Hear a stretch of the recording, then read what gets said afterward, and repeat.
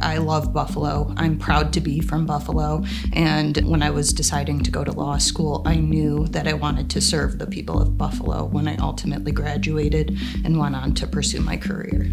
I actually accidentally fell into law. I started working at a local personal injury law firm back in high school, and I started there as a file clerk. I knew nothing about law. I knew nothing about personal injury, and I just happened to love it, and I found that I was good at it too. So that's what actually sparked my passion for law. I started in high school, and then from there I learned every position in the office, moved up to a legal assistant, paralegal, and decided, you know what, I want to go to law school, I want to be an attorney, and this is what I want to do with my life. A lot of what we do is holding people accountable for the wrongdoing they do to people and the experiences that people have to go through no fault of their own. I think it's important to know that you don't have to go through this alone. The minute you step foot into this place, you realize that there's just a family atmosphere here. Everyone here is working hard. Everyone here